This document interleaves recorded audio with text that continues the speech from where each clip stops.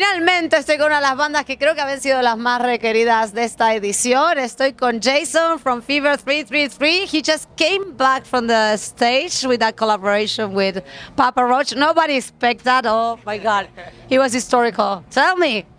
I mean, I'm just lucky, right? We did a song for the last album together, or I was featured on the song, and we wrote the song together.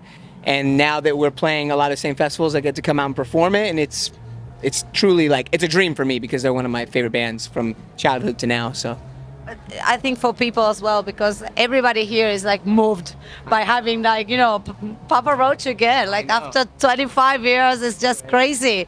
And then you, it's just, it's a lot to handle, you understand? But also, you gave an amazing show today. We were waiting for you to climb some structure. You did that thing that was quite dangerous with the the speaker stack. Yeah. So here's my first question. Do you have a good insurance, like a medical insurance? Yes, yeah, I do. I've won like an international insurance plan, and then the band has a whole insurance policy as well. Pretty expensive one, yeah. That has sense. Have you ever hurt yourself doing that sort of crazy things? To be honest, no. Like not doing the crazy things. I've hurt myself slipping, like just walking backwards and slipping, or doing so, like putting my hand through a window one time. But it was like, it was just me being stupid. It wasn't a show. It was during a show, yeah. It was stupid. It was dumb. It was like actually not, it was stupid. Okay, well, we were expecting that you were doing something crazy. Right? You did? Right? You would think that it'd be like me doing a flip off the speed. No, it's from like walking, making a step backwards or punching something. It's stupid.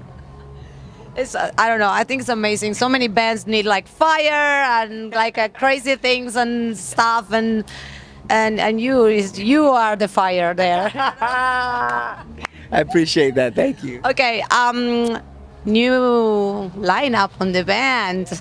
Amazing, by the way. You used to be 3, now you guys are 4. A girl that I think everybody has a crush on her right now because we fell in love with her. She's beautiful, she's amazing. What happened? Can we talk about what happened? Why we changed all?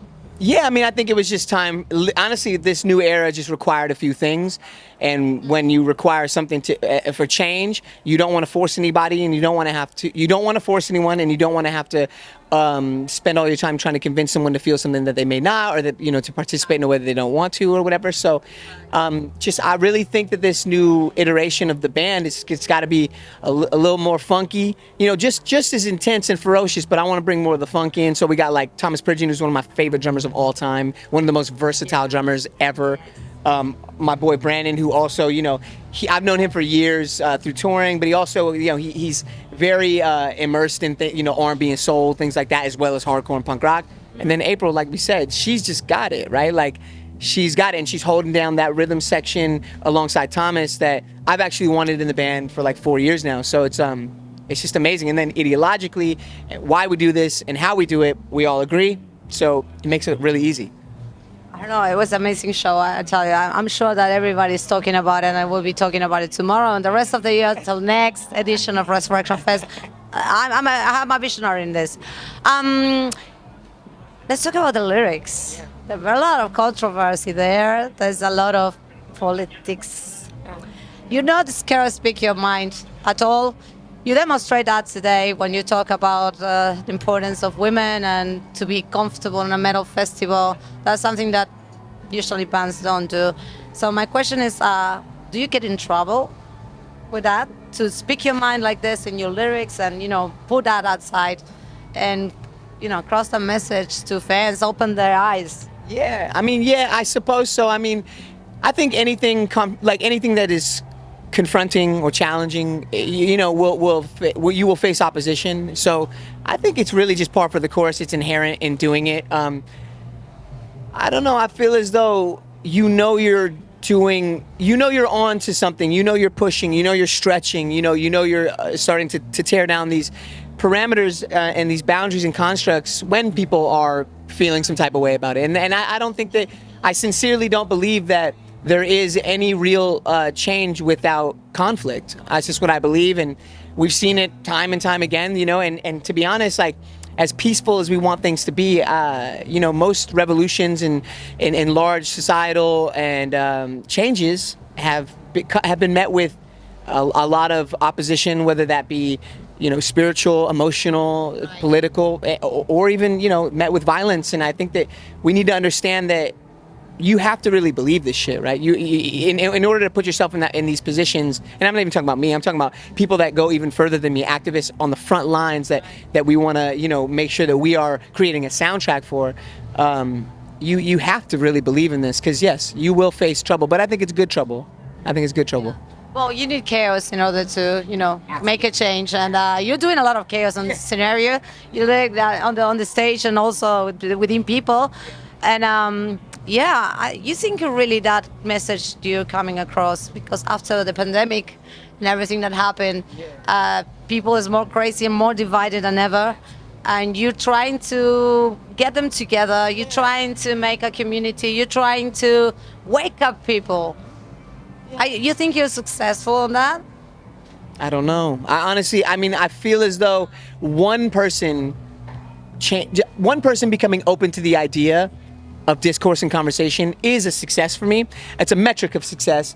But the it's interesting, right? It's not a hopeless situation.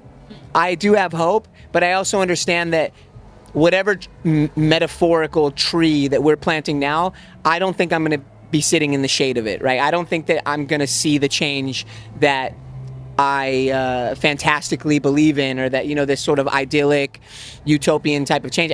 I don't think I'm going to see it, but I pray that my kids see some sort of version of it. You know, I don't think I'll be here when it happens, to be honest. But you have to try. So sad. I mean, you're not giving me much hope, you know. Well, I feel as though, you know, I think that society finds its place and finds its footing when we start understanding that we're not going to see all the benefits that we put in right now, but it is beneficial for posterity's sake. Those children on the stage today, children in the crowd, like understanding that, and perhaps maybe I don't even have to see it as the end, right? Me passing away or dying, like maybe it's not the end, maybe it's cyclical, maybe it returns, maybe the whole point of living is to live for something else or someone else, perhaps. So that's just how I see it.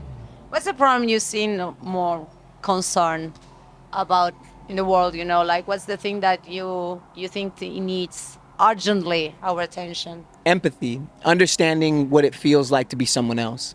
I think if we were just to understand, if people were to just for a moment think about what others on the other side are quote unquote complaining about, and just think about why, ask themselves why, maybe take like a moment of like statistical, like an aggregate of the statistics, and try to understand what it is and how it is for them. And put people aside, even if that's too hard. Think about the earth. Think about animals. Think about, you know, the planning, the planning throughout cities, and how policies have affected the geography, our human geography. I think if we were just to take a moment, again, this is the question before, it kind of speaks to this as well. I believe that we just need to start thinking about things after ourselves. You know, I think that's the most important thing to do. Oh my God, I think after hearing you say it is like everybody now loves you, not only your music. It's just, I don't know, it's so sweet. Is anything you would like to say to your Spanish fans? Yes, first and foremost, gracias. Like, thank you. It was just amazing.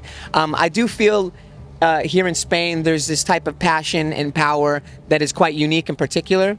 I see it, and the spectrum is wide, right? It goes from, you know, people that you wouldn't necessarily expect to be as ferocious as they are, if you just were to look at them, and then you've got the whole other side of the spectrum. Like I found this amazing vegan, like punk rock restaurant in Spain, and sat down, just had conversations with people, and I really fell in love with this country, and I just want, I guess the whole point I'm trying to say is I think that you have an inherent, a very unique and a beautiful power, and I want to say thank you for sharing it with us, and I hope that we can do more of this, and we can start stepping in each other's shoes and make a little bit, you know, success. Jason, you're amazing. Like really, really, you just changed my mind in so many ways. Like this is so cool, and I hope you come back soon. You come back to Resurrection Fest. Feel like this is your home from now on. Yes. And thank you for such a good show and to be you here. I appreciate it. Thank you. Thank you. Guys, this was Jason from Fever 333 and Yadia for Resurrection Fest TV 2020. 3.